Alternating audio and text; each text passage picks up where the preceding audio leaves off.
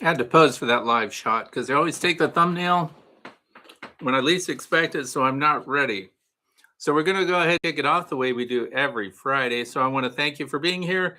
This is Friday, December the 26th of 2025, and this is Backyard Beekeeping Questions and Answers, episode number 338. I'm Frederick Dunn, and this is the Way to Be live edition. So people are here right now talking to each other, and I'm really glad. Keith Spillman is in the house. He's my bouncer, so don't act up. Get out of hand here. He will delete you so fast. So anyway, if you want to know what we're going to talk about today, please look down in the video description. I realize this information will be delayed because it's live, so that usually comes out the following Saturday. So today is Friday. And all the topics will be listed in order. There will be links that get added later, and the timestamps also get added later. So if you want to know how to submit a question or a topic of your own, please go to my website, which is thewaytobe.org. And there you can fill out a form on a page marked contact. So I hope you'll do that. Now, the other thing is, if you're watching this at a later date and you've got a question, the advantage is right now we can answer your questions live if you're here. But if you missed it, and this happens the last Friday of every month. So you can go to the Way to Be Fellowship on Facebook and you can talk to people there, and you can send pictures and photos and videos and get the opinion of your peers, people that live where you are, and just may know things. No one is smarter than everyone. So once again, I know what you have on your mind right off the bat. You probably want to know what's going on outside. Keith Spillman thinks we have sunny, nice weather here. Well, you know what? That's just a reflection of where he lives, because here we're in the middle of an ice storm. I mean, in the middle of it. You go outside from my house right now and you will start sliding. I don't care what's on your feet. You will slide right down the driveway until you hit a fence, because there is ice on everything. Here's the other part of that. The potential for us to lose power in the middle of this live stream. So if I go blank and the screen goes blank, you'll know what happened. The power lines came down. They can only handle so much ice. Even the bird feeders, the bees can't get to the bird feeders because there's so much ice. So you might be wondering, at what temperature, Fred, does the ice form when it's raining and sleeting?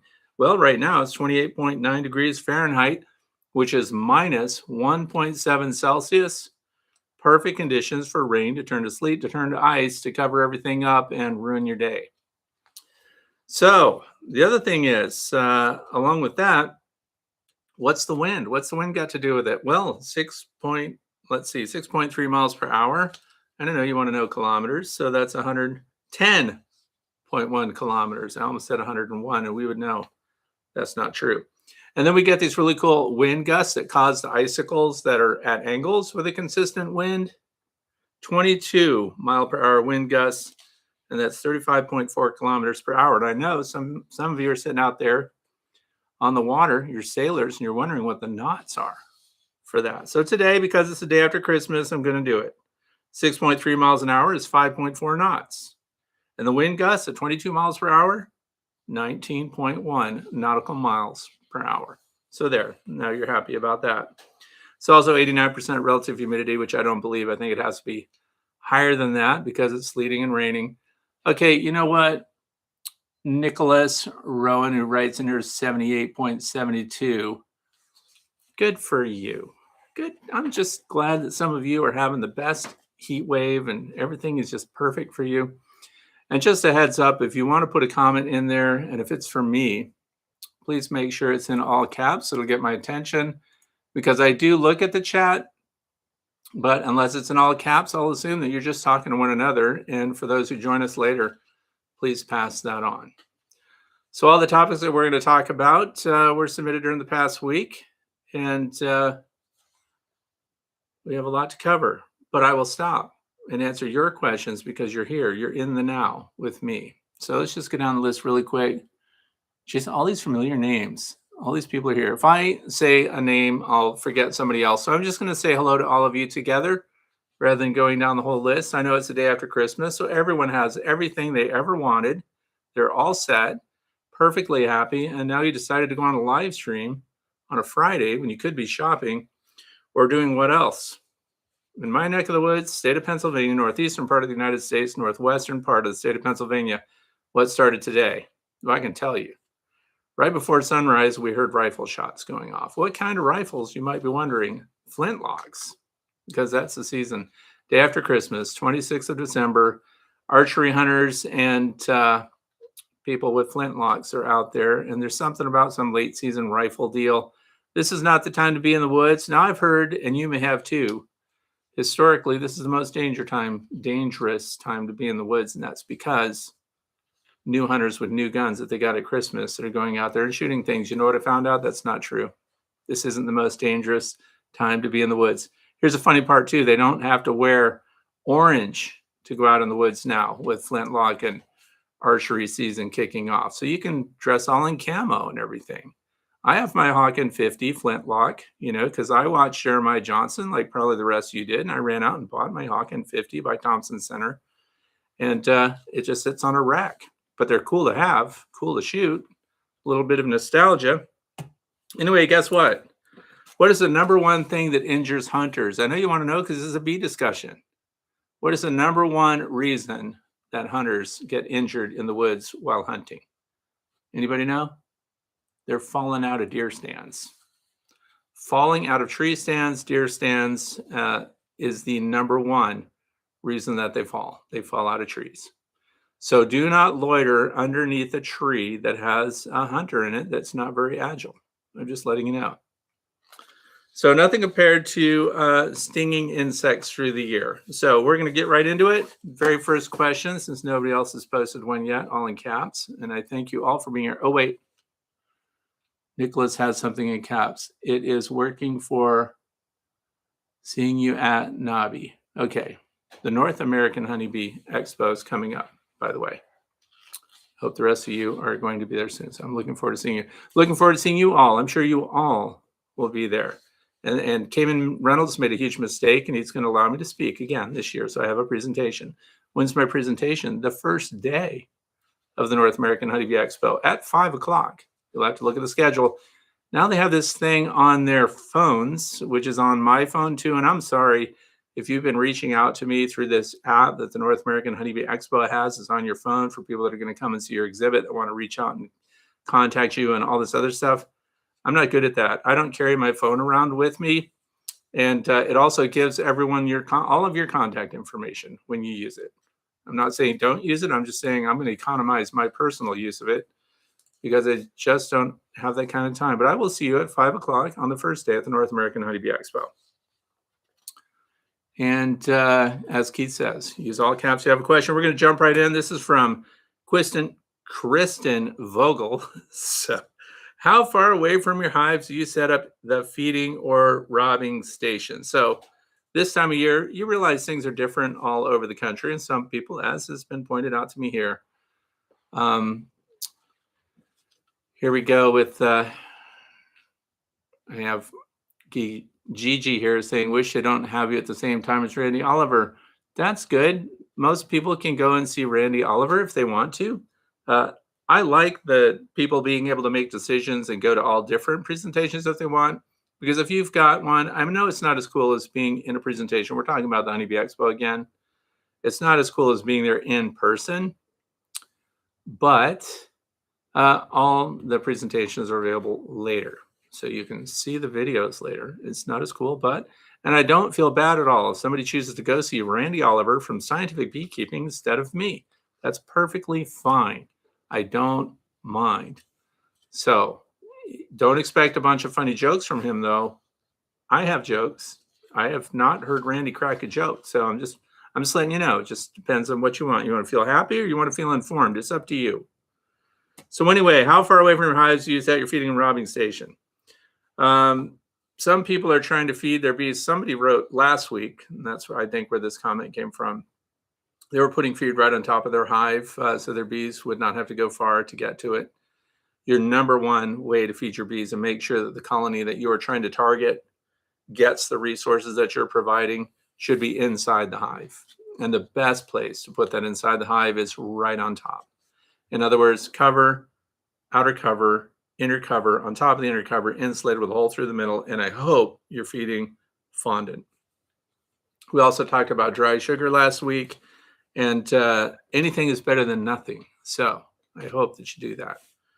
And this is a great time to check that. Now today we'll be out there with chippers and everything else, probably ice picks, just to get into the hives next week. And I know you also probably were wondering, what kind of wildlife are we seeing outside? Deer. There's so many deer right now, I can't believe it. I've got video sequences because I've got cameras out everywhere just to see what they're doing. And there are a lot of bucks walking around up there with just one rack, one side. So too many. But you want to keep your feeding stations away from your hives if you're feeding. Like, let's say you're in one of those areas where it gets really warm, your bees can really fly. Make your resource area specific, that it stays the same all the time. Don't just shift it around to different places. So the bees will know when they go out where they're going to find it, what they're going to find, and make the resources high in sucrose value as possible to justify that flight. So, see, Tommy Chu, that's my people right there. Fan of jokes. Then he's clearly, if he's going to be there, he's going to come to me. Okay, so Jesse says, I'm trying to add feed to a colony, but the bees are clustered right on the candy board that needs to be changed. Will smoke drive the cluster down so I can add an inner cover and some fondant? Okay, now here's the thing. I actually have that question in my pile today. So I don't know if this is the same person that submitted that question, but here's the thing. So, and it's a good one. Should you be using smoke when we're going to open our hive? First of all, organize yourself. So when you go out there, and I do realize too, this also ties in with where you're located, how warm it is, but you want to make your visits to your beehives in winter as brief as possible. So have your replacement feed or candy board or whatever it is ready to go. So when you take it off, because some people worry there are bees on there, and then what do they do with them when they pull it off and they put the replacement right on there? Do it quick and smooth. Smooth, like I always say chai tea, but I know it's Tai Chi. So your movements should be smooth, deliberate, and slow. And then you pull it up, you replace it with the new one, and then you take the old one that's got bees on it. Now what do you do with them? Well, you shake them off on the landing board and hope that they go inside. You are making a move to provide resources for your colony. It's going to save them. Do not use smoke. Here's why. When you smoke, first of all, if it's cooler, I mean, if you're in an area where it's warm, it would be a normal hive visitation, so none of this would apply. But if you're in a cold area, like I am, then smoke actually wakes up and gets a response from your bees. The other thing is smoke means fire, and then fire means time to consume honey resources. So you're very disruptive to them when you use smoke. I would say personally, it's much better to save the smoker, keep your movements deliberate and conservative, get in, get out, and just deal with whatever bees come at you, and some will. You would think it's too cold for them to fly, but you'll have minimal impact on your bees if you're not using a smoker. So I highly recommend you don't. And just, yeah, make the swap. If it's candy board, the other candy board has to be ready to go. And no, bumping and slamming and knocking and vibration is the enemy of bees that are at rest, and they're clustered, they're in torpor. We don't want to disturb them and get them all going. So smooth and fast. So here is the dog Annie. So hi Fred, would the Flow Super Lifter help with placing bee escapes when harvesting? Can you place the excluder on that? Yeah, you can. So for those of you who don't know what we're talking about, the Hive Super Lifter means a honey super lifter.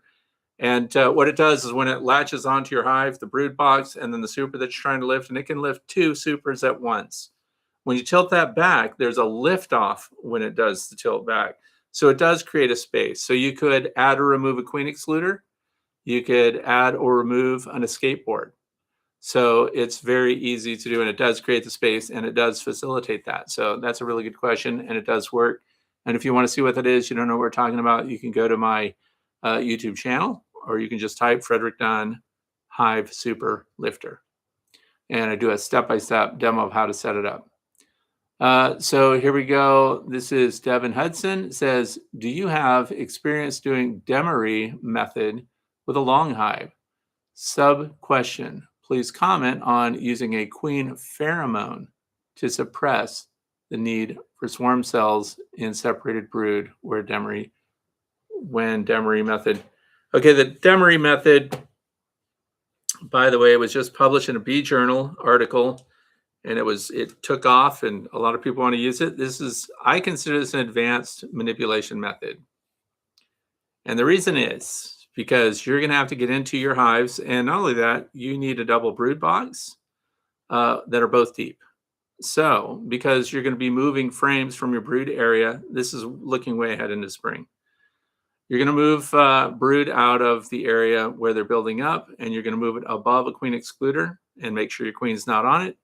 And then it decongests the brood area. And then they emerge out of those cells up there, and then they migrate back down through the queen excluder. And this is supposed to help reduce swarming, and I'm sure it does.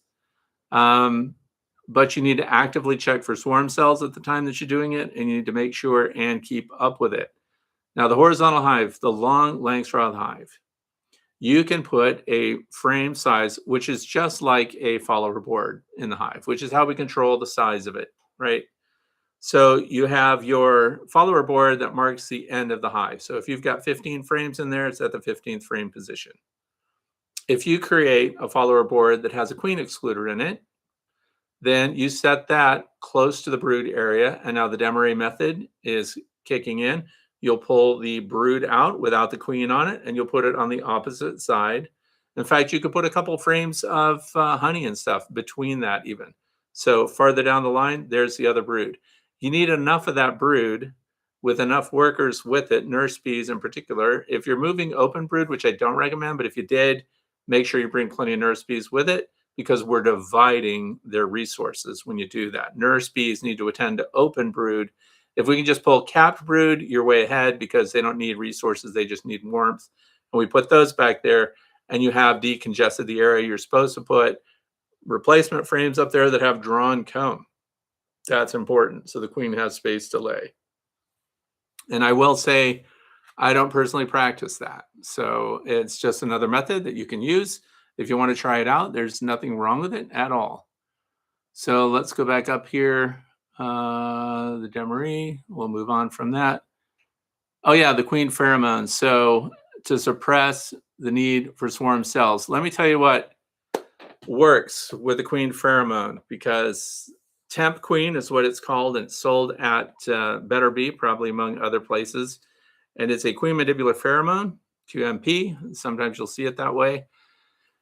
And I don't use it the way it's supposed to be used. And let me tell you what it does and what it doesn't do. Okay, so you just had a swarm, let's say, in your hive, and they, you want to requeen the hive, and you don't want them to make a new queen. Well, you're kind of too late, because they're already in the process of making new queens when you do that. So then you want to control the genetics. So let's say you're going to keep them from generating new queens because you're going to buy a queen. Hypothetical. You're buying a queen through the mail, you're getting a carniolan, whatever it happens to be, and you're going to install it in your hive. And in the meantime, you don't want them making replacement queens because they have the absence of the queen mandibular pheromone. When you put the QMP noodle in there, and these things are cheap, they're only like $7. You get 2 of them, you keep them in the freezer. Fantastic, highly recommended. When you put them in there, you will not necessarily stop their instinct to develop a new queen. If there are eggs in there and there are newly hatched larvae in there, they have the potential to start to build queen cells, even with QMP present. So for me, what it does do is stop. So let's say we've got a hopelessly queenless colony. You did an inspection. This is what it's really for. You did an inspection, and there's no evidence of the queen, and there's no open larvae. There's just a bunch of capped larvae. Now we have to be worried. We don't want the worker bees to activate their ovaries. Every worker is a female. Every female has ovaries. And in the absence of the queen mandibular pheromone, they become active, and it takes them how long to start to produce eggs? 21 days. So by putting the queen mandibular pheromone in there, the synthetic QMP, we suppress that urge. So that's where it does work. They won't activate their ovaries. We won't get laying workers, which means a bunch of drones. And then they're hostile when you go to install a new queen. So if you're using QMP, they can and likely will, if they have the resources, build new queen cells and build new queens, develop new queens. They also, with that there, that's pretty much it. They just won't activate their ovaries. So I hope that helps. Highly recommend it. It's a lot of fun to play with QMP. I use it all the time in ways that you're not supposed to.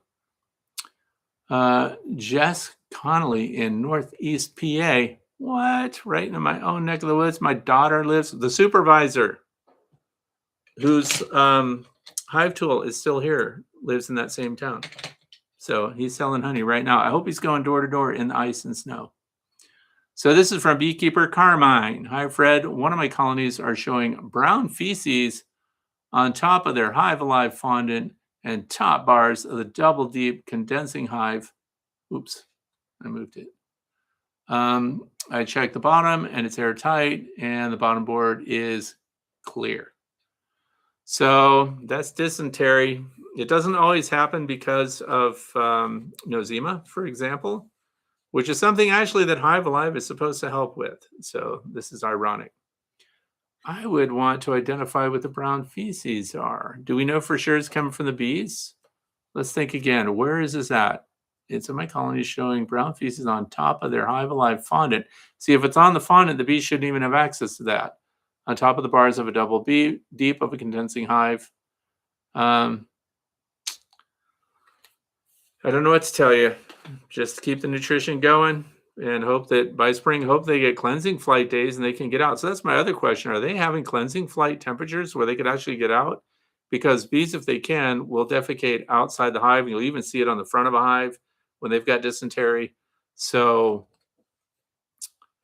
I don't know what to tell you. If they have access to the outside, you've got this sealed up condensing hive, you get Hive Alive fondant on, you're doing everything right, and they're still going to the bathroom where they shouldn't.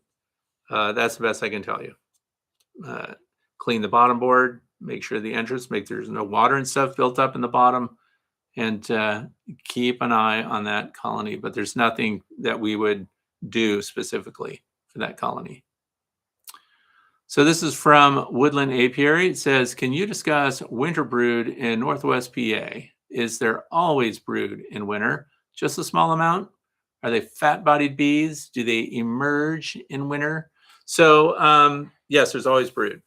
And the way that I can tell, it just reduces the number. So we already passed the lowest brood cycle, the lowest brood cluster size inside the hive was before the month of December, actually, based on thermal scans. So they always have some brood. The fat-bodied winter bees were actually produced about mid-October. So, and they're the ones that live for many months. So they're already in there doing their thing. They'll be in the center of the cluster. And we can expect by the end of January that they'll be building up a pretty decent sized brood, which is why you'll see the heat pattern. If we're doing thermal scans on the surface of these hives, the heat pattern of the cluster will get larger and larger because there's more brood to attend to. And remember that even in the dead of winter, if it's -10 outside or whatever it is, it's 94 to 97 degrees Fahrenheit on the actual brood itself. And so when we're doing thermal scans of the surface, we're getting the outer mantle of that cluster, it's called. And so we don't see those high temps, but I know that if the outer mantle is like 85 degrees, then I know that I'm good to go and that the brood is still building. Now, depending on their nutritional resources and how much has been stored in the hive and how many bees there are, will directly correlate with the size of the brood they start to rear. But they're producing what we would consider to be a skeleton crew right now. So just enough bees to sustain and cycle and help replace some of the bees that are dying off in winter. And then they just keep building. So yes, there is brood. We're never 100% broodless unless, as in some cases, you're 100% queenless, which can also happen. And that's when we see a small cluster that's kind of warm when we're doing thermal scans and they don't compare at all to any of the other hives. I know that they're dwindling then.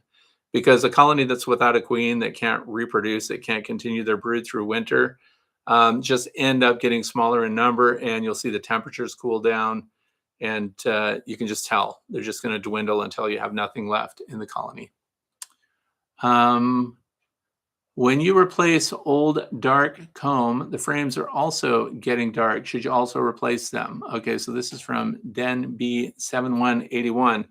Okay, so I get about 5 or 6 years out of brood comb specifically, because that's where it gets the darkest, and I rotate them every 5 to 6 years and get them out.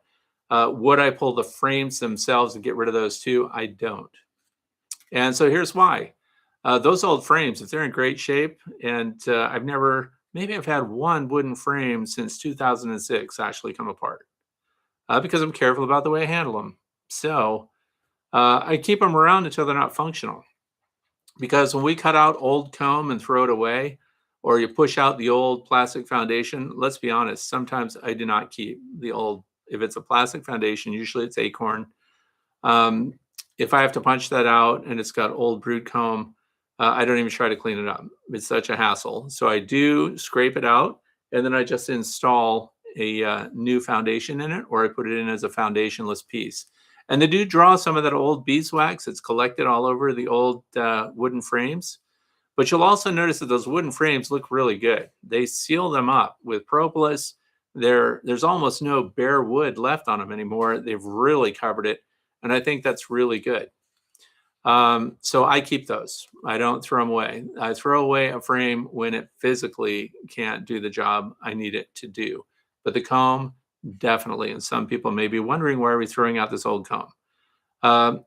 Well, part of it is because it's concentrating pesticides. And no matter how holistic you are in your approach to beekeeping, you can't keep the pesticides out of the comb and the beeswax. So what happens is, cycle after cycle, it just continues to build in the comb. It's like the liver of the hive, and it concentrates that material, which is why 5 to 6 years is pretty much all you want to put up with. And for those of you who are wondering, sometimes really old comb can cause your bees to abscond. Some people have speculated that the queen won't lay eggs in these old cells because the cells just get too small. Because with every cycle of reproduction that goes through that cell, every emerging new bee that comes out leaves some residue behind and adds to the thickness of these sidewalls, which is why you end up completely fibrous after a while. But really, they stop laying eggs in it because it's not suitable anymore, because of the pheromones that are associated with that. They're actually smelling the concentration of pesticides that are in there. And so then they're just not laying eggs and not developing in them. So you can abscond, so they can just stop using the whole area and find that the entire colony is not suitable. So I keep up to 6 years. That's it. Here we go. When you replace their comb. Now we're Ed Swart, EDSWART. Speaking of smoke, my honey harvest was negligible compared to other years. My hives were treated and healthy, but we had about a month of smoky days thanks to the Canadian wildfires here in Minnesota. Yeah, and that's why we do the smoke checks. I have been interested in, because we get those high smoke days to the point where you're not even supposed to go outside, where it looks like the fog of war out there, and it's smoke from Canada wildfires. And so my question is, does that impact the bees? And do the bees think that there's a fire nearby? And will they start acting like there's a fire that's imminent? And they don't. They haven't. So I've seen no activity changes from the honeybees themselves, even with those heavy red alert days where you're not allowed to go outside, especially old people, whoever they are, that should not be outside doing strenuous work. And because it's a respiratory challenge, those are particulates. The bees are not, as far as I know, and I paid attention to that particularly, the bees are not responding to that. So, here's another one. What did I just do?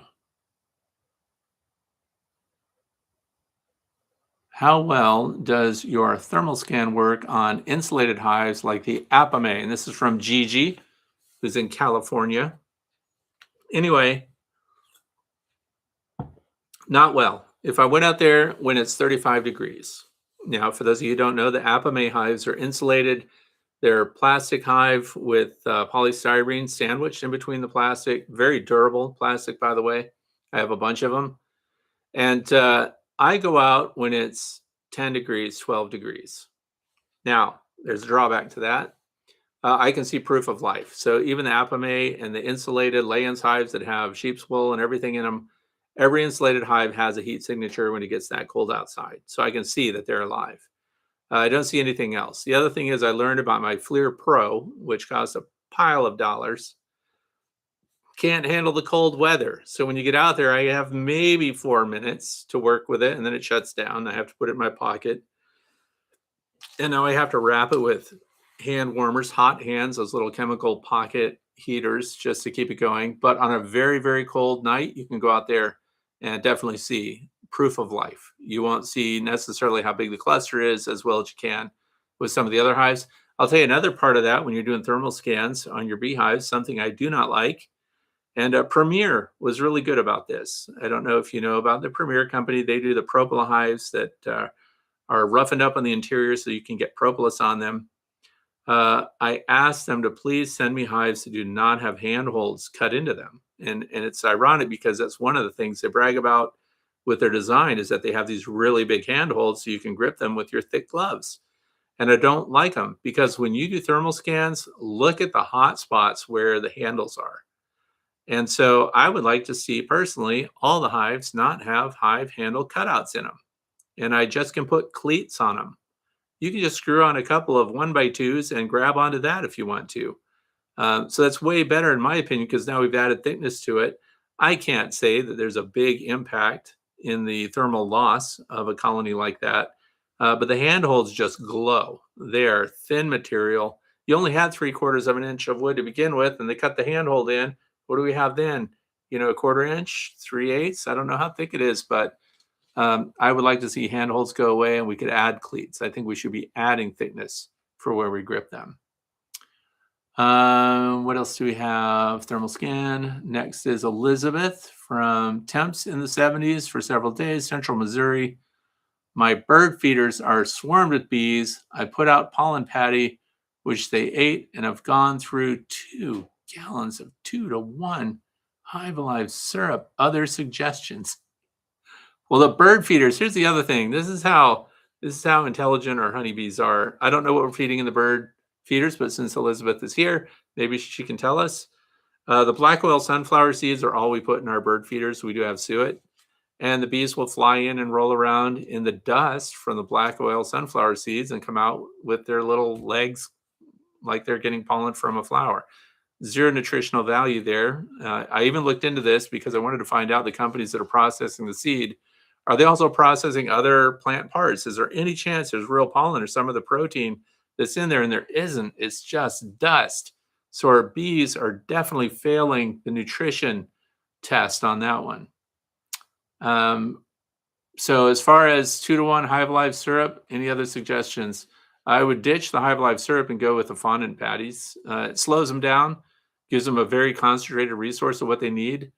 And 2-to-1 is super tough to mix. I don't know how many of you have mixed that stuff. It is the consistency of honey, and it's just a lot of work. I would shift to fondant personally and just keep that going. And that's the best I can suggest on that. And warm days, I highly recommend making sure they have water available. And people that are putting out pollen patties and things like that, I have my own philosophy about pollen patties. I don't know that we're getting a lot out of those if we were bees. And maybe this isn't the place to talk about that, but bees need to, let's just food for thought while we're sitting here, just the two of us. If you had a pollen patty, and this might make some people that make pollen patties mad. If you had a pollen patty and the bees are using it as a winter resource and they're getting pollen in the pollen patty, what do bees have to do to pollen to make it so they can get maximum nutritional value out of the pollen? The other thing is I always ask the pollen patty makers, what's the source of the pollen? And you know what the universal answer is? California pollen. Well, California is a state. It's not a source of pollen. So if the pollen comes from California, it has to come from a specific plant variety. And they just don't tell you. I think that's really interesting. Now, here's the other part of it. What do bees do to make the pollen so that it's digestible even to the bees? Well, the bees take it inside the hive. In a normal pollen gathering trip, it goes onto their corbicula. They get back into the hive. They scratch it off their corbicula and they stuff it in these little cells. And then it starts to get worked by nurse bees that amend it. And what happens? It goes through a fermentation process. So if they're eating pollen in the pollen patty, because the pollen patty is full of nutrition to get them through winter, it's supposed to be a major carbohydrate, but they've added this protein. And then we rank the pollen patties. 15%, for example, would be an expensive one, high pollen content. But if they don't take that pollen and treat it like pollen, if they just consume it, I don't think it's going through all the stages it needs to break down to make the proteins accessible to the bee's digestive system and therefore its metabolism. I think that unless they take it in and make bee bread with it and put it through a fermentation process, they don't break down that hard shell that's on the pollen, and then the proteins and all that great stuff doesn't come available to the bees. What do you think? That's why I don't think I would be putting out pollen patties. Now, I'd put out pollen substitute. Listen to this. This is the advantage. Let's say it's AP23, just off the top of our heads. AP23, Mega B, and Ultra B. Those are the top 3 pollen substitutes. They're not pollen. So here's the thing. So if they don't go through fermentation process, that protein is actually available to the metabolism of the bees without going through that making bee bread first. What do you think? Just food for thought. That's all I'm saying. Okay, your opinion on syrups with sucrose versus those with HFCS. Is one measurably better? So what the heck is HFCS? High fructose corn syrup. So here's the thing. Sucrose is superior. So that's just it. If you're going to make your syrup for the difference in price for the backyard beekeeper. Now, if you're a commercial beekeeper, your number crunching goes way off the chart. I'm not a number cruncher because I'm a backyard beekeeper. So I'm going to feed white processed sugar. That's what's going to be mixed with the water, and that's what I'm going to use. I'm not going to use high fructose corn syrup. Now, is one better than the other? There's a lot of yelling and arguing about not using high fructose corn syrup, and yet you find it in a lot of things, including what people eat. But for the bees, we can just cut to the chase because we're talking in this case to some backyard beekeepers that some are very sophisticated with a long history with their bees and some are new and thinking about what to use. I would not go past dry processed sugar. So another thing that comes up sometimes is people get really specific about that. What about the beet sugar compared to the cane sugar? And they'll say cane sugar is way better. And I can tell you this, at the end of the processing, there's no chemical difference between the two. So why do people make such a scene about beet sugar? Like if your dry white processed sugar comes from cane or comes from beets, is there a big difference? No. The difference comes into play where some of the beets are produced as genetically modified stock. So if you're voting against GMOs, then you probably won't use the beet sugar. But as far as the bees are concerned at the other end of it, after all the processing, and then you mix it with water, and is that going to be chemically different from the cane sugar after it's been through you're mixing it with water and the processing, which makes it dry sugar?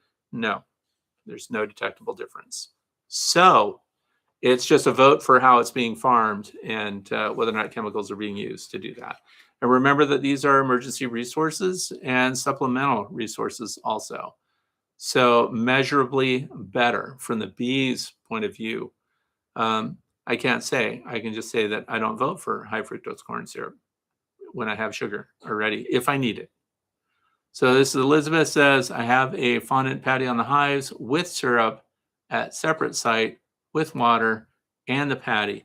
I think we're kind of overdoing it. I don't think you need all of that. Some of the things that people tend to do, and this is not, a hit for Elizabeth, it's just we feel like we want to make all these options available to the bees, but we're in wintertime now. So we're providing just a sustaining diet. And when we offer all these different things separate, that's free choice for the bees, so they can choose to go to these different things.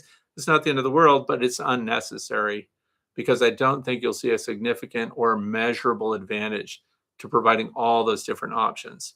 And the other thing is these patties don't last very long. So that's an expense. So I like to go with what's least expensive, most effective. So there again, the fondant patties are definitely not the cheapest, but for me, they're the most effective. So that's what goes on the hive. I'm not going to set fondant patties out and about because I don't want other things. I don't want other people's bees coming to my stuff. I don't want to feed other people's bees. And I also don't want the bees to have to travel for it. But if they're already out foraging and they're doing things. Here's what we're actually in the wintertime when there are no resources for them. If we provide an outside feeding source for them, we're actually encouraging the bees to leave the hive and go get it. where if you can tell what colony they're coming from, feed them inside the hive. Because what they're doing is it's going to go out, it's going to get the resource, it's going to come back, it's going to do what? Waggle dance, tell the others there is a resource now. So now it kind of perks up some other foragers that otherwise wouldn't be out. And now they join together and they go out to this feeding station, to this resource that is now artificial that we've provided. I vote for that during dearth periods and things like that, because then we're risking robbing and other things. There's a lot of pressure on when all of a sudden the environment's not providing. But if we can target the specific colonies that need it, you're way ahead. So I would highly recommend reducing that and not encouraging them to leave the hive at a time when there's nothing else out there. Let's see, will bees draw new comb on plastic frames coated with reclaimed BetterComb mixed with beeswax? Yes. They'll build on BetterComb the same as they do regular beeswax. When BetterComb, for those of you who don't know what this is that we're talking about, BetterComb is a synthetic beeswax. It's made by biochemists, and it is in every way similar to the beeswax that your bees produce. It's just not made by bees. And it behaves in every other way like beeswax, and the bees accept it. So I did early testing with that when it first came out. We also melted it down because people, it's like once you found out that better beeswax, then BetterComb is what it's sold as.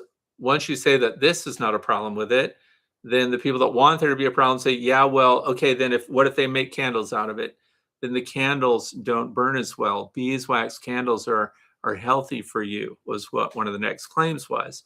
So what did we do? We collected a bunch of BetterComb and we collected real beeswax and we turned them both into candles. And then we burned the candles.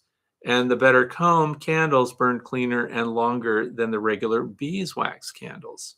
So the bees will take to it. It can be used that way. It's more expensive to you, the beekeeper, if you want to buy BetterComb. It's great for kicking off something. If you had a late season colony that you needed to provide comb for so they could really kick in and start brooding up and getting resources stored before the winter comes, that's what it's kind of top drawer for. The rest of the year, they can build their own because you can just kind of add sugar syrup until they do it. But yes, they take it the same, whether you mix it with regular beeswax or not. And so this is also where if you're a purist and you don't want anything but beeswax made by the bees, then you won't be using BetterComb, because we know that they repurpose wax and move it around inside the hive. How far does it go? Is it in your edible comb if you're doing cut comb and things like that? Highly unlikely. So, but if you don't want that in there, then you just don't want it in there. But there's no detrimental aspect to it at all. So will bees draw new comb? Did that. And this is from Dennis. Please talk about entrance, location, and the difference between where the entrance is on the Langstroth and the Layens. Is that important? Okay, so Langstroth and Layens, because again, people may not even know what we're talking about. Are we talking about long Langstroth and the Layens, which is also a horizontal hive? Or are we talking about the verticals? I treat mine the same. So the Layens hives, they have unique frames. They are the Delayens hive. And when it comes, and I bought mine from Dr. Leo Sharashkin, I picked the most expensive, the top drawer unit that he has, and I bought 2 of them. And they have entrances. There are 3 on one side of the hive. I only use one of those. And I leave it right at the end. And that's all I do. With my long Langstroth hive, same thing. My entrances are on the southern exposure all the way to the southeast end of the hive. Stays that way all year long. We have the ability to move our frames around. So we don't need to change entrances unless you're doing multiple colonies in the same hive. That's when you would have an extra entrance. So for me, those extra dials and all the extra entrances down the line do absolutely nothing. I just close them up. So, and then you can move frames around and move brood and resources and everything. And like when spring comes along, for example, let's talk about that. If you had a long Langstroth hive, your bees have entrances over here, let's say, and we're moving down the line through the stored honey through winter. And then spring gets here, and now we have 4 or 5 empty frames between the entrance and where the other resources start to build again. And usually it's mixed resources with your actual brood. Well, you can pull all those frames out, take the brood and those resources that are left over, slide them right up to the entrance and put these empty combs beyond them, and then they can start to fill them again. That's the equivalent of swapping boxes in spring, which some people do. But the horizontal hives make that perfectly easy, so I don't see the need, unless, again, you have multiple colonies in the hive, I don't see the need for additional entrances. So they're always at one end, and they stay at one end. So let's see, and this is from Funky Buffalo 88. Are there any metal inserts one can use with the Insta Vape if you are inserting through a drilled hole into the hive? After 2 years, my original holes are getting pretty loose. Oh, okay, I see what you're saying. I would not put a metal insert in, and here's why. So I think what's being described is there's a 1/4-inch hole that's been drilled, been using this, and the way this vape system works, it slides right into a 1/4-inch hole, and you vape the hive for oxalic acid vaporization. You pull it out. Now, if that hole is getting a little bigger, could we line that and make like a grommet of some kind that they slide through? I would not do that, and here's why. That would help disperse heat away from that tube that you're putting in there. So what you could do is get yourself a 3/4-inch dowel rod, right? They're made out of wood, and drill through the center a new 1/4-inch hole, and drill a 3/4-inch hole through the hive itself. Insert the dowel rod, and now you've closed up the hole again. I don't see a big problem with having a slightly oversized hole, as long as you just put a nut or something through there, not a nut, but a bolt through it, so that you keep that sealed up so that the bees can probolize it on the inside, but it's open again for you to use it again. I don't think it really needs to do that, but if you had to do it, it would be just like fixing a hole for anything else. Drill 3/4-inch hole, replace it with a dowel rod, and drill a new 1/4-inch hole through the dowel rod. Personally, what I would do, and I would use Type Bond 3 to glue that up. So I think that would be good. Let's see, but but the metal would pull the heat away, so I definitely avoid that. I would use wood because it's a little bit of an insulator. Let's see. Cassinger's Acre says it's a lot easier to make fondant than I expected. True. For those of you who can make it, make it. And I would try to follow the recipe too that includes the Hive Alive syrup in the fondant that you make, so that we can get the Nosema numbers down in our midgut for the bees. That's really what that stuff is made for. The Hive Alive syrup and everything else is made for Nosema. Nosema concentrates in the gut of your bees during the wintertime, particularly February, March area. And so we really want to help them out with that. So if you're making your own, I would highly recommend getting the syrup and adding that to your formula for that. And make the cold fondant version. Don't risk changing that.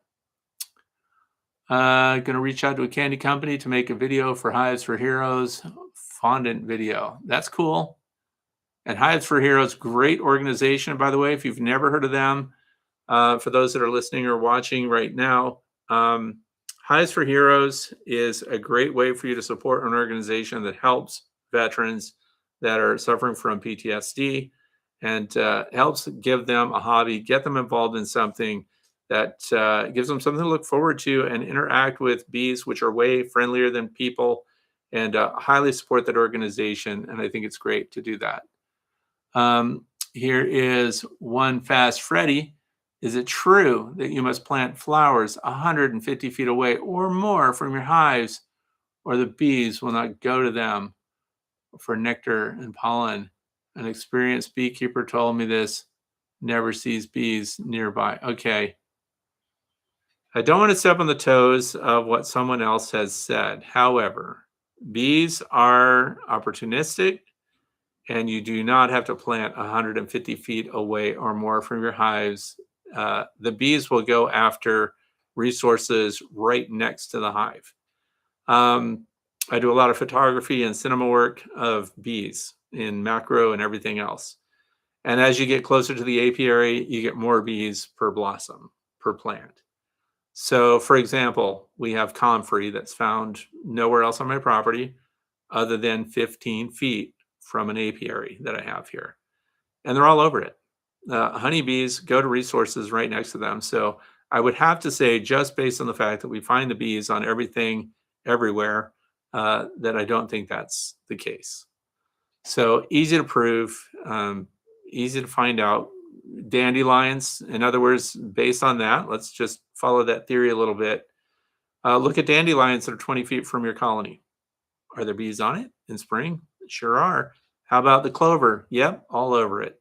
So I don't buy into that assign specific distance or farther, that somehow they wouldn't start foraging until they got a certain distance from the apiary.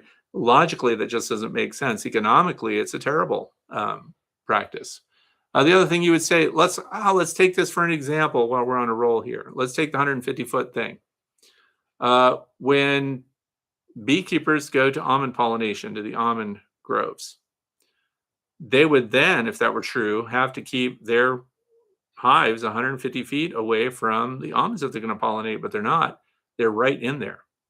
And the bees will leave the hives and go right to the trees, right adjacent to the hives, and then spread out as they start to exhaust those resources nearby. So it's very easy to see that bees are opportunistic, and they're going to go wherever the highest sucrose resource is, and as close as that may be. So here we go. Let's see. Remember, if it's for me, it's in caps. So once again, always ask questions. Somebody tells you something, just do the logic test. Does that make sense? I don't know. Is this something we could test? Then let's test it. How do we find out? We go outside and we look. So that's it.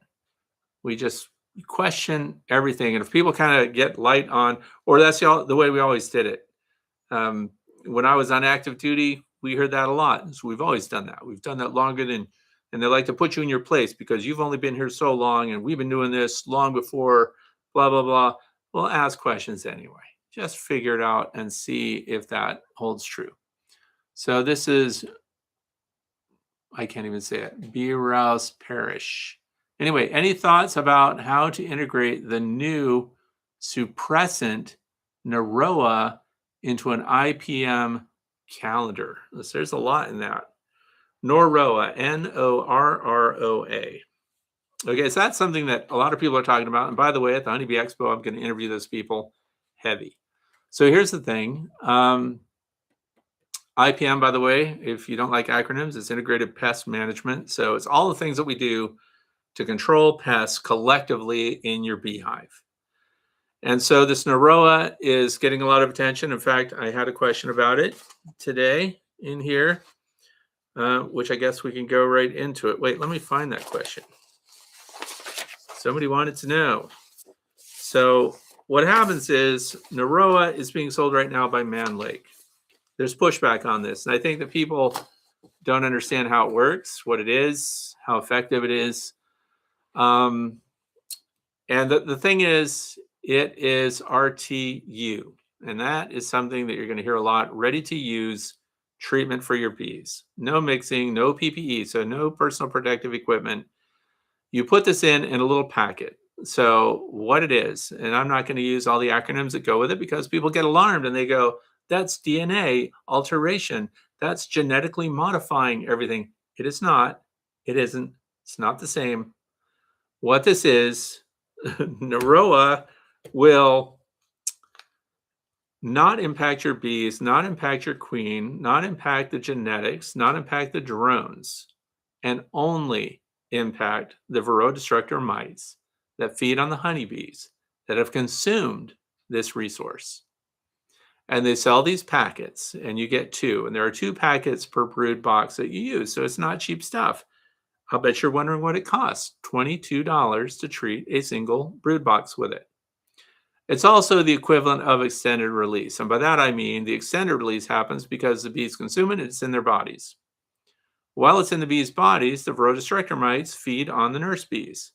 When they feed on the nurse bees, these foundress varroa destructor mites, so these are the ones that are going to reproduce in the pupa cells of your other bees. Once they get into that and they start to reproduce, they find out what? They're sterile.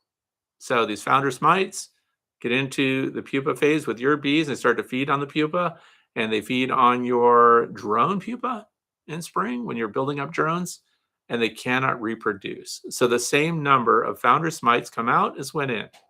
It doesn't stop them from feeding on your drones. It stops them from making new varroa destructor mites. So this is where the discussion comes in. You have to do something to knock the numbers down if you have high numbers. If you have lows, ones or twos in your mite counts, then it will stay at ones or twos because the adult founderess mites can live for several months. So they're still feeding on your bees. They're still spreading their diseases. They're not multiplying. And that's what it does. And so I did some price checks for you. A 12-pack, so that's going to treat 6 colonies, is $114. 24-pack, $216. And you cannot use it with your honey supers on. So some people will like it because it's ready to use. You get the packets, you're good to go. They fit on a little, if you had a ½ space above your hives, you peel the top off, the little perforations are already in it. The bees go right to work, they consume it, and the nurse bees get the benefit. And the nurse bees are also, of course, feeding your queen, and they're also, of course, providing resources with their own bodies to the varroa destructor mites that are feeding on their abdomens, on their fat stores. And that's where it's going to get into the mites, and it makes the mite sterile. So that's it. No baby mites. You might be wondering if I'm going to use it. No, probably not. Just because I don't feel like I need it. I don't have the numbers that are that bad. And I don't know what else to say. I'm not sure if it qualifies as an organic treatment. I don't know if that. I made a pros and cons sheet. Let me check it out. But I was comparing it to oxalic acid, by the way. So oxalic acid, just for example, and there's oxalic acid that's coming out also at the North American Honeybee Expo that is RTU, which means what? Ready to use. Who's going to sell it? Better be. That's right. So anyway, you can use, dribble method. So that also doesn't require PPE. But anyway, oxalic acid, all dispersal phase mites are killed. So if you do an oxalic acid vaporization, 98%, the numbers are even higher than they used to be as far as the effective kill of exposed mites. The Norroa only stops mite reproduction, so the numbers stay the same. No impact on adult mites other than making them reproductively sterile. So, safe check. The other thing is it's not even legal in all the states yet. So you need to check that out too. Norroa is not yet accepted in all states as a miticide. So with oxalic acid vaporization, you have to wear respirator gloves and goggles. You do not have to do any of that with the Norroa. So anyway, instant treatment with oxalic acid vaporization, it hits everything and you're done. Up to 18 weeks is how long the Norroa is existing in the hive and preventing reproduction. Oxalic acid, and it stops at the next generation. So those of you who are thinking the DNA is modified, that it somehow changes the fundamental structure of the bees themselves, it has zero impact on the reproduction of the bees themselves. Nothing is passed on to the next generation. So they have to consume it to get it. There's nothing in their genetics that continues that going on. And so I've also then answered Pat's question that she sent to me. All right, let's see if there's anything else that I'm missing here. Any thoughts about the internet? That's it. So I moved on. Next caps. What do SHBs do in the winter if they're in the hive already? I found a few small hive beetles larvae on the sticky board in December. Yeah, they're right in there. They're living. So SHBs are small hive beetles. They live in the hive. They hide in corners and crevices and away from where your bees can be. And your bees will most often, if they still have the warmth to do it, they'll propolize them into little corners, like they block them in. And so that's just it. They exist. Their reproduction is not great. And that's your chance maybe to get them. I don't know. Here's my problem. And it's a problem I hope to keep forever. I don't have small hive beetles. I've been approached by a lot of different companies that make a lot of different formula to attract them, traps to kill them, preventative measures that I cannot test myself because I just don't have them. And let's be honest, I don't want them. But the reproductive stock of your small hive beetles are still in there. They're just wherever your bees cannot get to them. So that's a number. Lambrook Farm. I am concerned about Norroa being another crutch that can affect selecting for varroa hygienic behavior. Could this be a concern? No, because here's the thing. It's actually not another crutch because we're still going to see what the hygienic bees, that's a really good question, by the way. Your VSH bees, your varroa sensitive hygienic bees, are still going to go after them, still going to groom them. We're still going to see the adults falling on the bottom. You can still selectively pick your colonies for reproduction based on how they're managing adult mites, because that stuff has no impact on them other than no more reproduction. So if you've got bees, in fact, it works in favor. Now I'm not promoting Norroa by any stretch. We're just spitballing, right? So, because here's my thinking. If you have a colony, bear with me. You have a colony, we do a bunch of mite checks on 10 hives. Okay. So we have the numbers, we know where they're at. And now we introduce this Norroa, which keeps them from reproducing. So we have static numbers. Okay. So then if we have colonies that are dwindling in their mite numbers without any other treatments, then we know that it's the colony itself that's screwing them off, biting their feet, getting rid of the varroa destructor mites on their own. So we still have our target reproductive colonies that are doing extremely well in managing varroa mites. And as someone else mentioned earlier, as part of an IPM structure, your integrated pest management, there's a lot of people, again, let me change my phrasing because I don't want to criticize anybody, but there's some people that, don't like screen bottom boards with enclosed trays that remove at the bottom of the bottom board. I don't know why that is, other than the fact that it's more geared to store or have around or make or adds cost. Those screen bottom boards with trays enclosed underneath your hive collect varroa mites and they do not get out of there. Why would you not use that if you're a backyard beekeeper and you can afford the gear? I highly recommend, in fact, I move more and more towards that. When you find mites in a tray underneath that, anyway, I'm getting off track here, but do everything you can to kill the mites. I don't think that that is going to alter your selection process for which colonies are effectively also helping you groom off, bite the feet, if they're Purdue ankle biters, whatever you've got. If you've got mutts, and most of mine are mutts, I have bees right now that bite the feet off of varroa destructor mites, and it's a very sad scene when you get down there and you pull that tray and you see those little mites with no feet and no chance for survival or reproduction, no future, no eyes.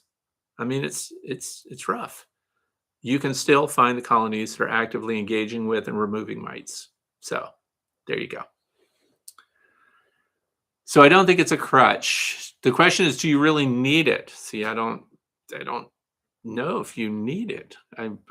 It's somebody's going to have to. That's why I want to talk to them. I want to talk to the people that developed it. I'm going to see them at the Honeybee Expo. We're going to see what's up, and I'll decide what I want to do. This is from Ribbity Reptiles. Way to go. We do OA dribble. Any reason why we couldn't put it in a spray bottle and spray it on each frame instead? Seems like it would. Okay, so here's the thing.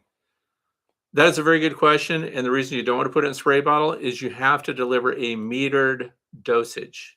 So you need a metered syringe to do it. You need to know exactly how much you're putting in the seams if we're going to follow the recommended dose and we're going to follow the label. You have to use a delivery system that meters the dose that you're delivering in each seam of bees. So that's the space between the frames, of course. That's why you can't just spray it on there.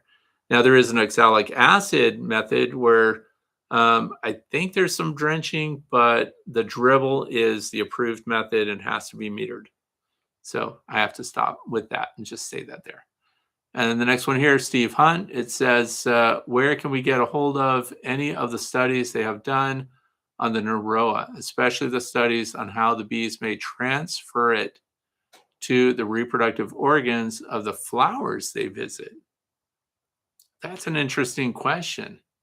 If the bees could transfer it. Now, okay, let's look at this. How are the bees going to transfer it to the reproductive organs of the flowers that they visit? Now, I'm not a Norroa expert. Good question. We could ask their scientists that. But what is in contact with the flowers when the bees are on it? So you've got your foragers, your senior foragers are out there. Could they have had some of the Norroa in their gut, in their digestive system? Yes. How would they deliver that into the flower to make it a part of the flower somehow? They would have to regurgitate it onto the flower. They would have to have it on their proboscis, on their tongue. Um, they would have to have it on their feet or something to leave it there. I would not put that very high on a list of risk factors for spreading that out to the greater environment, just because of kind of how they ingest it and then where it travels. They're not going to defecate on flowers because that's the other thing. It's got to come out at the other end at some point. But they're not doing that usually on flowers either. So I don't think that's high on the risk. Would it be zero? I don't know. That's not as much of a concern to me as them spreading deformed wing virus and things like that. So I think let's argue with ourselves. If we were thinking about things that the bees would be spreading to flowers, which then could be spread to other pollinators, native pollinators, specifically deformed wing virus, we know for sure the bees can spread. And where do they get that? Most often it comes from the varroa destructor mite. So it's a vote for mitigating the varroa destructor mite and then also reducing these pathogens that get spread around on the flowers. And bumblebees get them. I even found deformed wing virus in yellow jacket wasps, which was really interesting to me. So there are a lot of things that can be spread around, but I think Norroa would not be high on my personal concern list. I'm not a scientist. I haven't tested it, but I'm just trying to think of how it gets spread, why it would be something that they would then pass on when they were trying to collect nectar from the nectaries or pollen from the anthers, and how would then they leave a residue like that? Because it's not like they carry it on their feet and stuff. I think that's kind of on the safe side. But studies that they've done, I don't know of any formal studies. In fact, I didn't even read any published studies on Norroa itself. So it might be out there. I just haven't gone that deep yet. Because every time I did research on it, it led me back to either a YouTube from somebody that's promoting it, or it led me to the website that's selling it, and that's Man Lake. So I didn't find, if you go to Google Scholar and look up Norroa, there might be studies that show that mRNA, that there are ways of splitting, the DNA so that they can work on the reproduction of this. I don't know what's going on with that stuff. I've not seen studies. So no formal studies, just 10, they say when you go to the website, 10 years of testing and research and development. It seems to me always, and I'm not saying there isn't a study, I'm just saying I haven't found one myself. If you found one, post the link if somebody watching or listening has one. Usually if there's a study, a published study, a company that's selling a product would feature that study on their page. Those who have peer-reviewed studies publish them, they make a big show of it. And the reason is because that's a lot more wickets that has to go through. It means when they say peer-reviewed, people with equal PhD status in the same area have critically looked at it, challenged it, torn it apart, and decided whether or not this is a good study, whether or not the tests that were done were viable and done in a very good way to arrive at some solid scientific evidence at the end. I didn't find it. So I don't know. Probably need to look deeper. So as far as where we can get a hold of studies, I haven't been able to find any, so I don't know.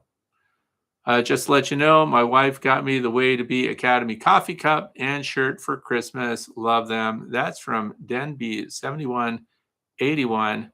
Thank you. I wondered who bought that shirt and coffee cup. I really appreciate it. And so for those of you who don't know, it is on my website, thewaytobe.org. It just says store. And by the way, I designed a whole bunch of new shirts and stuff on there. The Way to Be shirts for pollinators, including more than honeybees. And the best-selling shirt was my wife's chicken drawing. So, I mean, I don't feel bad. It doesn't hurt my feelings at all, but it is a bee store, not a chicken drawing store. But my wife is out selling me. So this one says, Dan Weaver, 2049. Fred, have you seen any new studies from the Penn State on the medicinal properties of the lanternfly honey? That is hot stuff. by the way.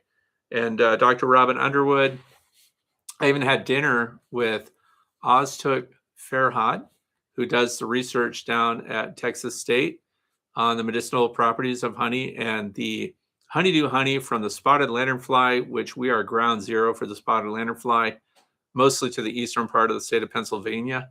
But the medicinal value of that is sky high. And it's very interesting because now this creates a problem. What's the problem? The problem is the almighty dollar. And if you can get honey from beekeepers that is determined to have high value and can make the grade, they actually grade it for medical purposes. And they have this method where they take that honey and they introduce it to a bacteria area in these petri dishes, and they evaluate the bacteria's response to the presence of this honey. Now, I know I am giving the most fundamental explanation of this because PhDs can explain it so much better. But the more bacteria are destroyed, interrupted, and impacted in a negative way by the presence of this honey, the more value it has in medicine. And I think that is an incredible advancement in medicine. Okay. The fact that they're taking something made by bees that they're finally going to acknowledge has this kind of power. And so protecting tissues that are damaged. Now, if you have ever seen Dr. Oztuk's presentation, it's graphic because there's a lot of clinical injuries that are shown in great detail. And then they show the reaction of medicinal honeys that are used on it. Now, historically, you would say Manuka honey. Everybody wants to talk about Manuka honey. It's so awesome. It's so medicinal. It's so everything. And people put on white coats and sell Manuka honey. We got them beat with spotted lanternfly honey. We have it beat. So why is it a problem? Because beekeepers, instead of wanting to wipe out the spotted lanternfly, which everybody wants to happen because it's detrimental to, for example, the grape growers, because they attack grapevines, among other things. Tree of Heaven is one of the top trees that they go after, but they're also finding out they go into walnut trees and stuff too, which does what? Produces a high value honeydew honey. So what's the honeydew? Well, the honeydew is what they're excreting while they're tapping into these layers in the trees and the plants that they're on, and they're excreting it out the back, and it puts these little clear bubbles. It's not disgusting. It's not like they're eating waste material in the traditional sense. They're not eating solid waste. So I don't know if you've ever seen aphids being farmed by ants. They're just drinking as these ants are produced, as the ants are taking the honeydew off of the aphids, which makes plants accessible to the ants that otherwise wouldn't be. Same thing with the honeybees. The honeybees discover it. Whoa, there's this high concentration of carbohydrate, this high sucrose content that they otherwise couldn't even access. And honeybees are fast learners. Once they find an insect that's excreting this high sugar content stuff, and clearly there's something else in it, these enzymes are incredibly valuable as a medicine. The bees are metabolizing that, taking it back, drying it down, making honey. They're inverting it. You know, they use invertase and everything else. So now they're coming up with this fantastic honey. And we were using the honey initially as a way to find out if the spotted lanternflies were even around. So it was very easy to identify in the honey. Now, they'll actually want that when they find out that you can get over $100 for a pound of honey. It may even be higher than that. And so now, if you're in an area where you can get that, it makes that valuable to you, which means you want to go off killing these insects that are going to provide these resources to you. I'm a little concerned that farmers might start farming spotted lanternflies. I mean, I realize people do not make moves just to pad their bank account, just so they can have more money. I know people are not like that, but it is at the edge of the realm of possibilities. So spotted lanternflies. Yes, there are studies, and they're working on that all the time. So you would look up Dr. Robin Underwood, look up her name. So if you go to Google Scholar and look up medicinal properties of honey, and you'll find out, you'll also see Dr. Oztuk Farhat. You'll see, I hope I'm not messing up his name, but you'll also see his name all over these studies and this research, and it's incredibly valuable. They're able to heal people that traditional medicine has not been able to take care of, particularly in skin injuries, burns, and things like that. So regenerating new tissue. Let's see. Oops. This is from Cecilia, and it says, I bought a cheaper vaporizer off of Amazon. When I used it, the oxalic acid was in a puddle in the tank. Don't know what to do about that, but what time of year would be okay to treat with the drip method? Okay, so the dribble method, I've had people tell me that they would use that at any time. Anytime the bees have broken cluster and you can access them and they're in the frames, there's no temperature parameters associated with that. It's just your ability to put it on the bees. I've had people say that they use it in really cold temperatures. I personally would wait till it's in the 50s or 60s before I put it in a colony of bees. But the dribble method is looking far more appealing to me, especially with the new formula that's going to come out. Remember, they have adjusted the oxalic acid dosage. So it started out, I think, initially at 1 gram, then it was 2 grams. Now it's 4 grams. And they've proven that it has no detriment to the bees themselves. And it is a fantastic detriment to the varroa destructor mites. So again, it only works on the dispersal phase mites, the exposed mites. But yeah, so using that dribble method is whenever my rule of thumb would be if they've broken cluster and you see landing board activity, they're coming and going. And it's not just cleansing flights that they're doing, coming and going like they're foraging. I would consider that. Have your ducks in a row, be prepared, open it up, treat the seams, follow the guidelines on the labels, and according to the experts, you can use it. So this comes from Norman McBilly. It says, if I were to have input into a new Insta Vape design, I would ask for a much bigger heat sink. So once it is heated up, the operational temp you add, the OA would not drop in temp as much. So, okay, for Norman McBilly, there are a lot of them that have these really thin bowls. They've got ceramics, they've got all this other stuff, and the heat band that's made out of copper. And you're going to see a new one that's going to come out at the North American Honeybee Expo called the Turbo Unit, Turbo Instant Vape. But the Instant Vape, which I don't have here, but it's got a big stainless steel shroud over it. That is a block of milled aluminum in there. And so it really does hold the temperature a lot. And that's why once it's up to temperature, it recovers quicker.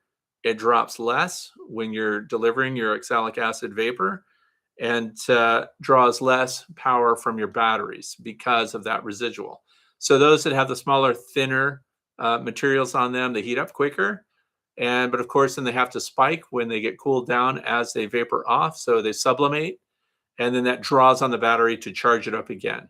So I'll be interested to see what the battery draw is. So Larvae's will be having the turbo unit at the North American Honeybee Expo. That's another one I'm going to talk to. We're going to look at that unit, and I have questions about how much it draws, recovery rates, things like that. But you're exactly right. If the bigger the unit, the more aluminum in there, the heavier it's going to be, the more expensive it's going to be to make. So there has to be a trade-off to that. But I like the instant vape unit that has already that heavy milled piece of aluminum. Janos did a fantastic job in research and development on that. So the smaller, thinner ones, more power, and it doesn't hold the temperature just as you're describing. So let's see. In Golden Honey We Trust, somebody says. Okay, finally, I can go on to my other question here. Next one comes from Diane in Warren, New Jersey. It says, I went out to check on the bees on a 56-degree day a few weeks ago. There was lots of activity in both hives. I don't have any experience getting stronger colonies for a second winter, so I don't really know how to read the activity. I looked at a lot of orientation flights, and is this normal? Yeah, there's new bees coming out all the time. So it says, you mentioned last week the activity could indicate starvation. And so I went out to add some Hive Alive in an already installed insulated feeder shim, 36 degrees, sunny. One colony was clustered at the very top under the inner cover, spilling up through the feed access hole. When I opened it, I would have normally preferred to smoke them down. So this is the same question, should we be using smoke? And I would say not, just as I described earlier. And just be prepared to swap that out when the bees are up there. And the other thing is, I would like you to wear a veil when you're out there, even when it's cold. And in the 50s, be careful because they will fly right into your face. They will sting you, and it feels personal. So you're there to help them after all. So please wear a veil, some eye protection. I'm never going to forget that a woman one time was stung right on the eye. I don't mean the eyelid. I mean, it left a stinger in the white of the eye. So it can happen. It's weird. It's rare, but that doesn't mean it's not possible. So just a veil. Just do it. My wife made me wear a veil just to go out there to do something. And I usually argue, but I do what I'm told. So protect your eyes. Let's see what else now. Moving on. This comes from John from Frederick, Maryland. It says, this evening you discussed building 2 house hives. One of my farmers wants me to do the same thing, but without tubes, just open windows. Once inside the building, the bees would find their own way to their own hives. Why not? Okay, so this is talking about my desire to have a row barn for beehives, and I'm going to have it. It's going to happen. So I'm just going to describe my thing again. Knee wall. So it's roughly 24 inches high. We don't want to, when you're using stock lumber and dimensional materials, if you do things in 2-foot increments, you're way ahead because you're not wasting material by cutting smaller and so on. So 2 feet, 4 feet, 8 feet, 12 feet, so on. Anyway, the knee wall is there, and the entrances for my hives are going to go through the knee wall. Now, the option that we're talking about here is why not just put all the hives inside, have some windows, open the windows, let the bees go in and out through the windows, and they find their way back to each hive. Okay, I vote against that. The building will have windows, and they all face south. So the long wall of this building all faces south. Midsummer, it's not a problem because the sunlight is almost directly overhead midsummer, and that's where the roof is going to catch it, and there will be no windows that have direct sunlight coming through them, so we won't cook our bees in the summertime. Where there are windows, bees fly to windows. So the idea of opening a window and saying the bees will just find their way through it in and out, it's not great. Bees are incredibly accurate in what they go to and where they go in. So when you run an entrance through the wall, first of all, you don't have to worry about a bunch of drift. The bees don't get confused about where they're going. And we all know, I hope by now, that bees drift. They fly through the pheromone of another colony. They just go to that colony, especially bees that have been out foraging, that are coming back with a lot of resources. They often don't get rejected at the landing board. So you could encourage drift by doing that. Having the entrances themselves through the outside, because mine will be set in from the interior wall and the tube will go through it. This way I can set inside the building and I can see the traffic through the tube before they ever go out. That saves me having to create windows that I can look out to see what the entrances are doing from the inside. So by having clear tubes that they travel through, I get this observation. Think of predators and robbers. Predators and robbers can come through an open window much easier than if they had a long tube that they had to come through. That is also the tube where the guard bees are going to be, and they're going to help defend the colony against wasps, against robber bees, against hornets, and anything else that should not be there will get intercepted through a longer entrance tube. I looked at the entrance tubes for the hives at Cornell University, the DICE lab for honeybee studies, and some of them looked like they were almost 4 feet long. So this meant you had a lot of time to really observe in there what's going on before the bees are getting all the way out, or the ones that are coming in and what the behavior is on their way. So I prefer that. If you notice when bees come in, if they go to an entrance, if that entrance gets moved at all, they go to where the entrance used to be. That's how tight they are when they're outside going to a set entrance. So I think that's much better. I also don't want to worry about, well, at nighttime, I have to go out and close the windows. Now I have bees inside. Because bees sometimes will fly out, even at night, because they do cleansing flights. They're at the end of their life. So they fly out and they just go wherever light is. And the windows, as far as they know, is light. So the other thing is, I just think that's the best way to go. I did create a comparison sheet for that. So open windows, bee traffic. Bees fly against the windows, against the glass. They'll just be up against the glass and they can't figure it out. So an entrance to the wall eliminates that. Very targeted. Climate control is the other thing. If you have to have windows open so your bees can come in and out, if you get those odd, really cold days or a heavy rain day or heavy wind day, you just lost the ability to control that climate. Whereas through the tubes, through the entrances, that's it. Tan Weaver says something about, I figured you ruled out a sea container. So what is a sea container? Is that like a cargo ship container, those big metal things? This is not going to be like that. It's only going to be 10 feet and it's 9 feet high. And I know I just finished saying the thing about do it in twos, but that's the back wall up against the other building. So, and then it will be 8 feet on the front wall. And then the length is 32 feet. So it's by 10 feet. So that is not, I don't need a container to do that. I want to make my own. I like to build things. So anyway, I'm just going to cut to the chase and say entrances are better than just opening and closing windows. So including wintertime, you don't want to leave those windows open in the wintertime. And let's see if they're... Somebody wrote, no, Fred's wife ruled that out. Yeah, you're not wrong. Okay, let's move on. I have another question here from Brent Trading 2363. Why would you allow the queen to lay eggs in the flow frames? It doesn't make sense to me. So this is something that somebody complained about on a Flow Hive video, because we let the queen lay eggs in the flow frames to see if she could lay eggs and to answer the questions of whether or not those would be drones or would they be workers. So they went out of their way to design a frame that hopefully would not be appealing to the queen bee. They're deeper, the cells are deeper, and they're a little larger than a worker cell, a little smaller than a drone cell.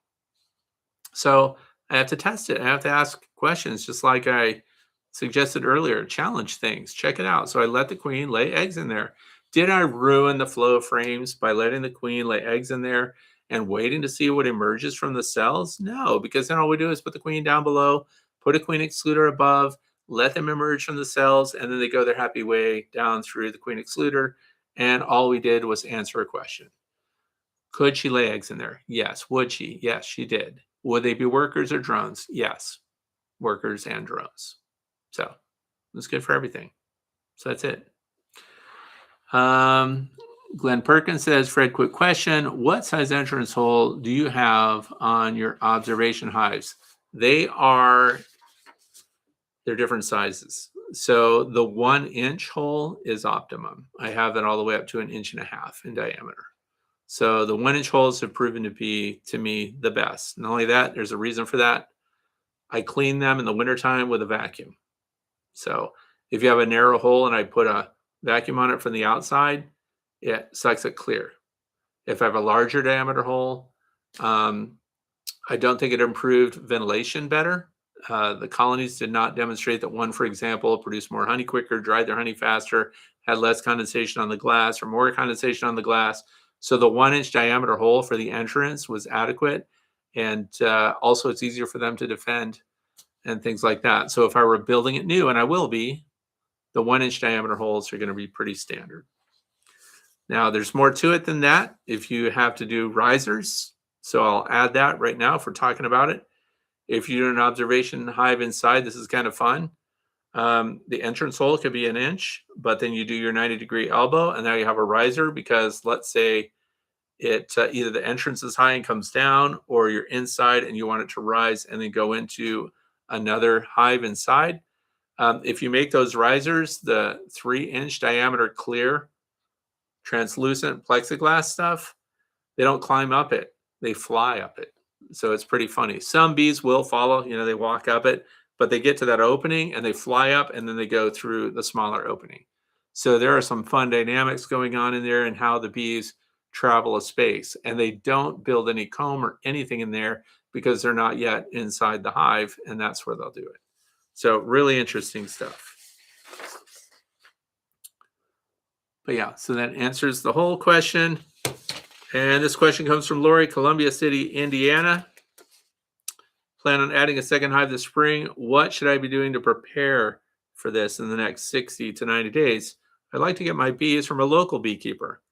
What should I consider before buying? I also need to add a second hive. because I have trouble lifting a box filled with honey, I'm considering a long Langstroth, keeper's hive, or a nuke. Okay, so let's talk long Langstroth for starters. To me, between of all those, for somebody that's having troubles lifting things, that's all I'm saying. Long Langstroth hive. You can also go to my website, thewaytobee.org, and click on the page marked Plans and Prints and get a free PDF that you can print out. Ross Millard drew those up for me. So I want to thank Ross. I haven't seen him in a conversation here for a while. Anyway, those prints can be printed, and it's a starting point for you. It can also be the final thing. But if you're having troubles lifting, now here's the thing. You can't just buy those anywhere. If you had to buy a horizontal hive, a long Langstroth specifically, the number one name that comes to mind, Bearsville Bees, Bearsville Bees. He makes the guy's cabinet maker. Fantastic, well-crafted, long Langstroth hives that will last the rest of your life. So anyway, but the other thing is getting your bees. Let's talk about that. Think about where to site your bees. Look around. Where does water pool? Where are things really wet and damp? Where are the prevailing winds? These are things to avoid. What kind of activity is going to be near where you're going to put your hive? Are you going to have, is it going to see your driveway? Is a FedEx and UPS people going to come up and be met by some guard bees? So think about where you're going to put your hives. I also saw people cluster a bunch of their hives together. They completely forgot to leave space to walk behind their hives. So think about access to where you're putting your bees. I prefer a southern exposure for the entrance. Also, bees where I am in my neck of the woods, it may be different for you. Once you find this dry spot in a high area that doesn't get flooding, I highly recommend that you don't face your hive towards prevailing winds either. So a little bit of shelter, sunshine in winter, very helpful. So don't park it on the north side of a bunch of coniferous trees, for example. It'll be in shade all the time. And bees do better in sun in northern climates. So the other thing is getting your bees. How do you decide? Well, you want to talk to other people who bought bees from the people, and I 100% support getting your bees from a local beekeeper. Locally acclimated bee stock is really fantastic. So you want to just find out what the reputation of the person is. And so make sure, talk to the people that got bees from them in the past. It's the quickest way to build up. Now, here's the other thing, and I want everybody listening to think about this. Get free bees in spring. You don't have to buy bees. You can sign up to get swarms. Every bee club should have people willing to teach new people how to collect a swarm, how to hive a swarm, how to keep a swarm. That's a segue into what? Into my talk that I'm going to give at the North American Honeybee Expo at 5 o'clock on the first night. We're going to talk about swarms, how to get them, how to keep them, how to make them your friend forever so they never, ever leave you. That's what I'm going to teach about. Now, where would you register for free bees? Beeswarmed.org. BeesWarmed.org. You get on that list, you get free bees in spring. The early spring swarms are prime swarms. They're the best swarms of the year, and they cost you nothing. Plus, you get the experience of going out and collecting them yourself and bringing them home and finding out that they want to stay with you. So it's very important. I've helped you. And if it all works out, you owe me forever. Okay. Speaking of long-leg plans, I can't find the size cafeteria trays I suggest anywhere. What? Okay, cafeteria trays. I'm going to make a note because I have them. I'll find the link. I just bought a whole bunch more of them.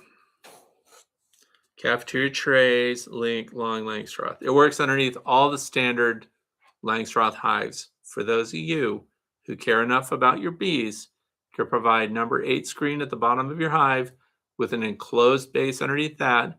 It has a removable tray to help get the varroa destructor mites out of there, and you can examine their feet for damage. So that's it for that. Get free bees. There's nothing wrong with buying bees, But even inexpensive people are what I consider reasonable people. $160 for a nucleus hive. It's a lot of money, considering all you need to do is get a bucket and some screen and go get some bees. Does Vicks Vapor Rub spread onto cardboard strips kill varroa? Local beekeeper recommended. Highly do not recommend it. I can answer that question right now. That question comes from Mr. Anisto. Okay, anyway. Vicks Vapor Rub is a petroleum product. Please do not put that into your beehive. So cardboard strips to kill varroa. It doesn't kill them, it traps them. So I highly recommend something else. You don't want to put that, first of all, where your bees can get to it. So let's just start there. Cardboard strips. Where are these cardboard strips? If they're underneath the screen bottom board, sure, because then they'll just stick to it. But remember, what's in the title? Vapor Rub. So it's supposed to off vape, right? Not effective in killing varroa destructor mites. But as far as causing them to get in a quagmire and get stuck on it, you can use Pam cooking spray. You can use mineral oil. There are a lot of things. It is amazing what a varroa destructor mite cannot navigate. The thinnest film of sticky stuff traps a varroa destructor mite. They just can't go anywhere. Below a screen is my #1 recommendation for that. And I personally would not be putting Vicks in any petroleum jelly product in my hives. And there's no evidence I know of that would cause varroa destructor mites to die just from the fumes of it. Okay, so I think that's it. If anybody else has a question for me, this is your chance, because we're going to wrap this up. This last question of the day comes from Lynn from Russell, Pennsylvania. Have you or would you consider a special chicken Q and A session once in a while? With all the books and videos available, it can still be challenging for new chicken owners to know what information is reliable. So there's so many different opinions. That's true in chickens. Boy, you think honeybees is a tough area to talk to people about with all their predisposed ideas and opinions. Chickens. So a lot of you may not know that I'm a licensed poultry technician with the Pennsylvania Department of Agriculture, and I've kept chickens for 26 years. And I'm happy to talk about chickens during any of these conferences or any of these live streams. I did a chicken live stream a couple of times, and not a lot of people come to them, but I'm always open to chicken questions, photography questions. If you want to put everybody to sleep, let's start nerding out about photography. By the way, before I leave, that is my oil painting right there that is going to be at the North American Honeybee Expo. It is for the Hives For Heroes auction. So that is an oil painting on the side panel of one of my first beehives ever. So we repurposed it, and now it has this scene on it. It's called The Way to Bee, and it's going to be at the Honeybee Expo. Go see it. Stop by their booth for the Hives For Heroes. Support their organization. So the fluff is, these are your marching orders for the week, right? Keep feed on. So if you've got bees that are at the top that might need emergency resources, it's time to keep that going. Once you start, you have to continue. Unfortunately, just keep reloading it if they're using it up. Check for rodent activity, stored equipment, and your beehive entrances themselves. Make sure that mice and stuff are not trying to chew in there. Look for leaks and shifting hives. We have some really weird weather this year combined with really high winds. Your hives may be tipping. They may be misaligning, and how they do that, I don't know. The best recommendation I can make is when you've got your stacked boxes and one of them is just shifted a little off because of all this vibration from wind and everything that happens, you can use bar clamps, run one high, run low, and slowly realign those, and then strap them down again. It can happen very subtly, and you may not be aware. If you go out in your bee yard and you've got a bunch of drunken hives, just make sure they're not going to fall apart. Shipping straps, very important. And keep your entrances open. We have this big ice event right now. I know it's going to encapsulate most of the beehives. And so I have, me personally, I just got a battery-powered heat gun. So I'm going to use that to help melt away some of the openings and stuff so that we can get those bees so they can do a cleansing flight. because we have this right on the edge of freezing temperature range right now. And if trees don't fall down and branches don't break, and if power lines, look at this, the power lines did not fail, even though we're in the middle of this ice storm right now. So that's good news. And let me see, last check for questions. Coda Vista Commune apiaries. Coda Vista Commune. Fred, you are going to be making videos of the booths at the expo as you have in the past years. Yes, I am. And I'm going to change something about that. There were some vendors last year that were upset that I didn't stop and talk to them. And here's the problem I have. Cayman Reynolds, darn that guy. He has too many vendors.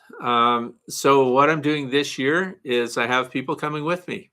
So I have very good friends that are beekeepers, and they're going to help me find the key presenters and people that are there that have new items at the Honeybee Expo, and I will be interviewing them, and I'm going to put out a video. Not like last year, because last year it was 2.5, almost 3 hours long. People look at that and they go, oh man, a 3-hour video, I have time to watch that. So they're compartmentalized, so you can look to see each vendor, who they are and what their timestamp is. But that's a lot of effort for people. So I am going to change it up a little bit this year. And we're going to feature different vendors at the North American Honeybee Expo. And so we're going to do little mini standalone videos that I will put out for the vendors that had really interesting innovations and new advancements in beekeeping. So I'm looking forward to that. And of course, we're just going to interview people, talk to people. I also, apparently, I need to spend time and talk to other YouTubers and put them on. And, you know, that makes me really excited. You know, people that we're seeing every day anyway. So talk to some other YouTubers. Is that important?